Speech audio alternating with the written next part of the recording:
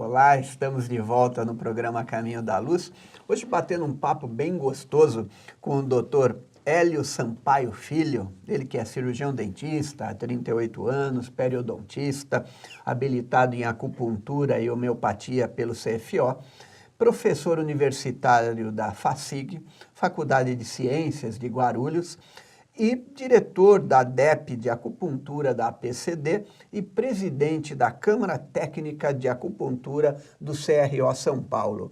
E, Hélio, continuando aqui o nosso bate-papo sobre todas essa integração de várias possibilidades de tratamento na odontologia, um paciente que faz uso de uma dessas práticas, seja da acupuntura, homeopatia, florais, enfim, pode associar outro tratamento ao mesmo tempo? Perfeitamente, pode e deve, né? Quer dizer, a gente nunca orienta o paciente a abandonar o tratamento que ele vem fazendo, né? Por isso que chama prática integrativa e complementar.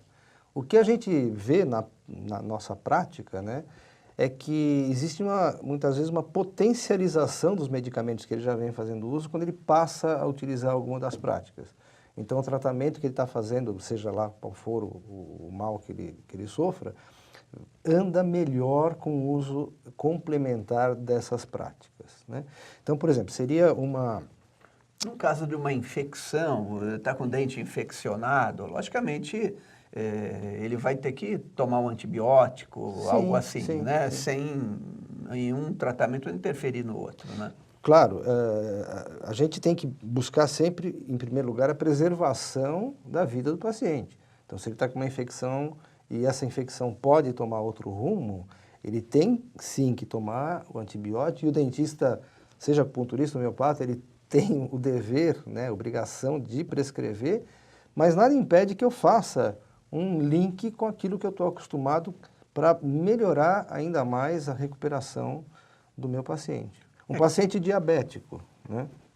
Ele tem 1000 problemas bucais, né?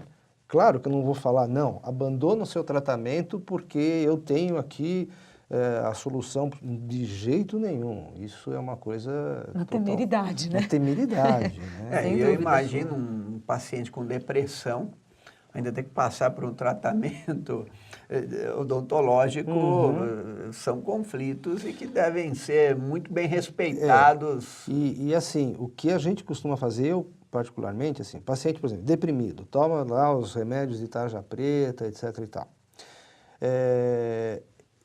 Eu peço permissão para o paciente para ligar para o médico e falar, escuta, algum problema, alguma interação, se eu fizer uso da acupuntura ou da homeopatia em conjunto, normalmente a receptividade é muito boa do colega médico e ele normalmente me devolve a ligação, fala, olha, eu não sei o que é, mas o paciente está reagindo muito bem a isso, ótimo.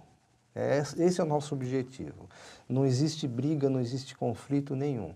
Existem colegas que falam, não, eu prefiro que você não use. Sem problema também. Isso... Hélio, você falou agora, o Carlinhos abordou bem a questão da depressão. Algumas pessoas que se utilizam dessas medicações, tem alguma contraindicação, por exemplo, de alguma abordagem com anestésico na boca? Fazer anestesia de algum modo para extrair, para... Você não tem nenhum relato disso? Nenhuma. Pelo contrário, né? As pacientes que têm dificuldade, às vezes, de que a anestesia surta o efeito, e por trás disso tem uma carga emocional, uma ansiedade, etc. e tal, quando a gente faz uso, seja da acupuntura ou da homeopatia, você usa menos anestésico, o pós-operatório é muito melhor, mesmo pós-operatório de uma restauração, por exemplo, que eu posso dar uma determinada medicação para minimizar a dor que ele eventualmente possa sentir. Então, porque é interessante porque assim, o brasileiro de forma geral, a gente tem pouco contato com aquelas bolinhas, aquelas contraindicações, acho que até não é bom nem saber, né? Porque às vezes são muito dramáticas, às vezes, mas essa questão de anestesia, as pessoas têm sempre um receio, né, em relação à anestesia. Sim. Então, por exemplo, eu tomo tal coisa, e normalmente a gente ouve até mesmo dentro da casa espírita, as pessoas relatam, né, falando que fazem a utilização de um antidepressivo, por exemplo, mas precisam fazer uma abordagem com anestesia local. ok, né? Legal. Sem problema. Hélio, fala um pouquinho pra gente de uma coisa que a gente sabe que é muito comum, acredito eu, que quando você diz que é dentista, sempre alguém diz assim, ai, eu tenho pavor de dentista. Né? Muitos dizem, ou aquela famosa e clássica frase, e aquele motorzinho, né? Todo mundo sempre lembra dele. Aliás, vamos fazer uma solicitação, vocês podiam melhorar, né, gente? Vamos combinar. Sabia que ela ia falar que isso. assim, eu acho que a ciência avança tanto, né? O espiritismo Não dá é para ciência. produzir música no momento Não dá para que... fazer alguma coisa que, né? que quando gira, né? Porque você não tem aquele antigamente, você girava assim, dínamo, produzia... assim. Um dínamo e vai produzindo a musiquinha. Uma luminosidade, uma coisa boa. Né?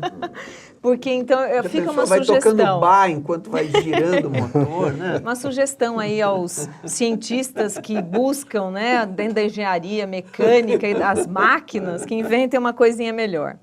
Então vamos lá, fala um pouco pra gente sobre este medo, né, esta graduação entre medo, ansiedade, pânico do dentista, porque acredito eu que tem gente que tem pânico até de não fazer o tratamento porque não quer de jeito nenhum encontrar vocês, né? Eu não tenho medo, eu tenho dentista, pavor. O dentista, às vezes, ele é o famoso espalha-roda, né? Quando fala assim, é dentista, ou a pessoa leva a mão na boca, ou ela sai, olha, eu vou pegar um drink e sai. É verdade. Né? Ninguém gosta muito da nossa proximidade, mas a gente trabalha bem essa parte, né?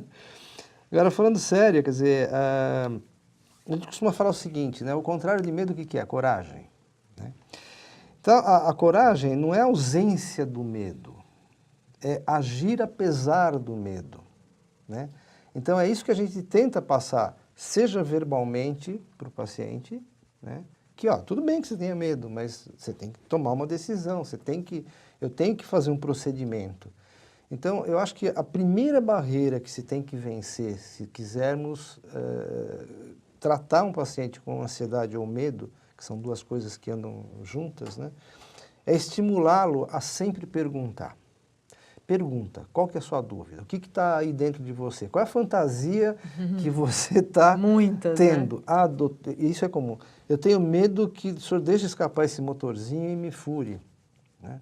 Aí a gente tem que mostrar, olha, eu tenho uma habilidade manual acima da média. Eu fui treinado para isso. Quer ver? Pego alguma coisinha, mostro para ele como que a gente faz, a habilidade que a gente tem para trabalhar. E o motorzinho também deve ter sido projetado de um modo que claro, não vai seguro, machucar ninguém, né? O nosso reflexo também não permite isso. Raríssimo um tipo de acidente nesse sentido. Então, quer dizer, para vencer a ansiedade e o medo, que na verdade é a mesma coisa, só que com graduações diferentes. A ansiedade é aquele temor pelo que pode acontecer, e o medo é uma coisa assim mais presente. O grande problema são as fobias, né? Porque a fobia é o medo extremo. Então é o que você falou, o paciente vê sua boca se deteriorar porque ele tem fobia. Quer dizer, a ansiedade e o medo chegaram num grau, num extremo, que ele se tranca e não permite mesmo. O que está por trás disso? Aí nesse ponto, novamente, as práticas, sejam quais forem, elas são excelentes. Hipnose, por exemplo, o paciente pode ser submetido à hipnose e romper esse bloqueio que estava lá guardado, que estava lá represado. Quando isso vem à tona, é muito mais fácil de você lidar e enfrentar, e ter coragem de enfrentar esse medo. E uma dúvida, Hélio, principalmente com a questão do mau hálito, né? Isso é uma coisa que traz um certo constrangimento às pessoas. Afinal, como é que é a relação? É um problema de estômago ou é um problema bucal? Carlinhos, existem estudos, né, mostrando que 90% dos problemas relacionados ao mau hálito, à halitose, são de origem bucal, são de origem local, vindas da boca. Seja por cáries extensas, seja por sangramento na gengiva, por doença periodontal, pelo excesso de saburra lingual, que é uma camada que se deposita sobre a língua, que é composta de restos alimentares, restos epiteliais, células que morrem no dia a dia da nossa boca, e placa bacteriana. Isso gera a produção de substâncias, tá, que produzem um cheiro ruim que exala da boca, né? São compostos sulfúricos voláteis. Então, 90% dos problemas são locais, tá? E a gente tem hoje como detectar esses problemas através de testes que são feitos e poder atuar, principalmente orientando o paciente, por exemplo, a escovar a língua, passar o fio dental, a usar a escova adequadamente. Tá? Não significa que os 10% têm que ser desprezados, né, dos problemas, que podem até ser de outros locais, né? O paciente diabético ele tem um hálito característico, e isso sim, não é local, né? ok? Não, sem dúvida nenhuma. Então, realmente 90% é local. Considerável, né? Bucal. Bucal, uma questão de higienização, até nós já conversamos aqui com uma outra amiga e nos diz, o pessoal às vezes não se atenta à maneira que deixa a escova de dente em cima da pia, né? Extremamente, totalmente exposta ao lado do vaso sanitário e que, sem dúvida nenhuma, isso é uma proliferação de bactéria. Quando você dá a descarga no vaso sanitário, existe um spray e nesse spray vem coliformes fecais, né? Que nada mais são que as bactérias que estão presentes nas fezes humanas. Isso pode contaminar a escova. Então, gente, né? Vamos cuidar aí, tem recipientes hoje que protegem, né? Ou na hora que você vai dar descarga, abaixa o tampo, né? É uma brincadeira com as mulheres, né? Os homens... Era para levantar, gente. Agora vocês abaixem, por favor. Então levanta, mas abaixa. Então, aguarde aí, tirando as brincadeiras... não tem problema, vamos cuidar aí da nossa saúde. Aguarde já que nós vamos tirar mais dúvidas hoje com o Dr. Hélio sobre a questão da nossa saúde bucal.